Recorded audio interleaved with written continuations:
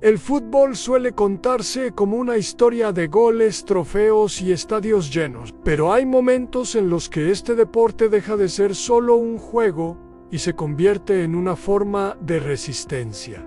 Esta es una de esas historias, la historia de un hombre que lo tenía todo para ser una leyenda del fútbol europeo, pero decidió renunciar a la fama, al dinero y a la seguridad para luchar por la libertad de su pueblo. Su nombre es Raymond McLuffy, y su historia demuestra que, a veces, el fútbol también puede ser un acto de valentía. En la década de 1950, Francia era una de las potencias futbolísticas más importantes de Europa. Sus clubes dominaban las ligas, sus estadios se llenaban cada fin de semana, y sus jugadores eran admirados en todo el continente. Entre ellos brillaba un joven delantero argelino, rápido, técnico y letal frente al arco. Jugaba en el Saint-Étienne, uno de los clubes más importantes del país, y era considerado una de las grandes promesas del fútbol francés. Todo indicaba que su destino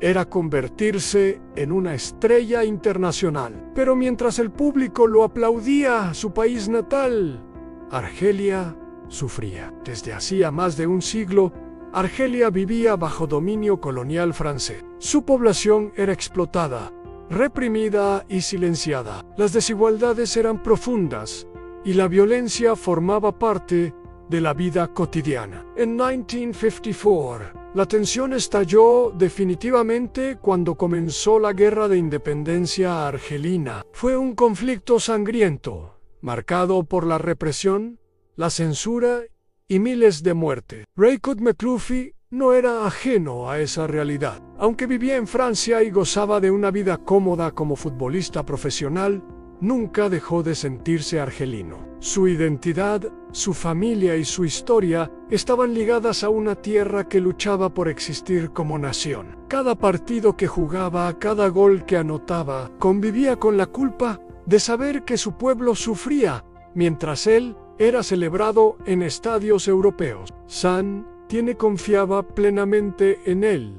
Era una pieza clave del equipo, y su nombre comenzaba a sonar incluso para la selección francesa. Algunos lo veían como un futuro ídolo nacional. Para Francia, McLuffy era un ejemplo del éxito de la integración colonial. Para Argelia, era un hijo lejos de casa. Pero en 1958 ocurrió algo que cambiaría su vida para siempre. En secreto, el Frente de Liberación Nacional de Argelia tomó una decisión audaz al crear un equipo de fútbol que representara a la Argelia que aún no existía oficialmente. Un equipo que viajara por el mundo jugando partidos amistosos, no para ganar trofeos, sino para visibilizar la causa independentista. El fútbol sería el altavoz político. Raymond McLuffy fue contactado. La propuesta era clara y brutal al abandonar su carrera en Europa, convertirse en fugitivo, arriesgar su vida y renunciar a todo reconocimiento oficial. Si aceptaba, sería considerado un traidor por Francia. No podría volver a jugar en ligas oficiales.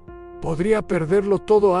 La decisión no fue fácil. Tenía apenas 22 años y estaba en el mejor momento de su carrera. Pero McLuffy entendió que había partidos más importantes que los que se juegan en un estadio. Y aceptó en una noche, sin avisar a su club, sin despedidas.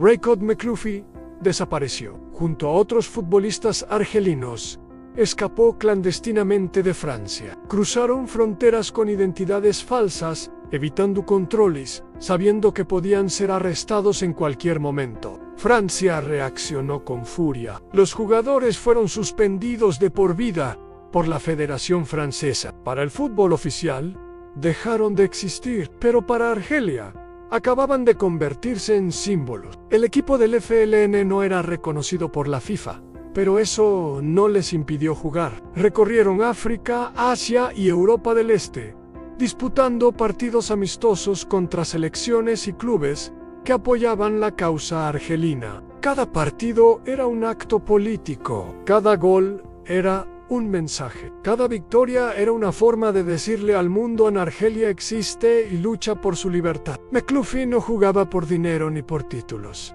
Jugaba por identidad, por dignidad, por un pueblo que no tenía voz en los grandes escenarios internacionales. Dormían poco, viajaban mucho y vivían bajo constante vigilancia. Sabían que su seguridad nunca estaba garantizada. El fútbol, en ese contexto, dejó de ser un espectáculo para convertirse en resistencia. Mientras tanto, la guerra en Argelia se intensificaba.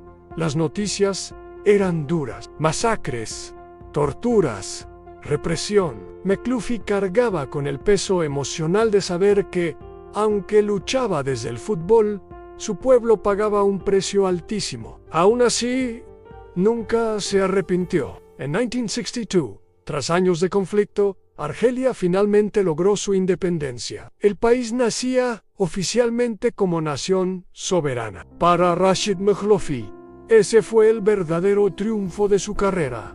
Con la independencia, las sanciones fueron levantadas. Contra todo pronóstico, McLuffy pudo regresar al fútbol profesional. Volvió a la Saint-Étienne, el mismo club que había dejado en silencio años atrás, y lo hizo de una manera memorable. Ganó títulos, fue figura y ayudó al club a convertirse en uno de los más importantes de Francia. Nunca negó su pasado ni pidió disculpas por su decisión. Al contrario, en su historia lo convirtió en una figura respetada, incluso por quienes antes lo habían condenado. Más tarde representó oficialmente a la selección de Argelia y se convirtió en uno de los referentes del fútbol del país. Pero su legado iba mucho más allá de lo deportivo. McLuffy demostró que un futbolista puede ser mucho más que un atleta.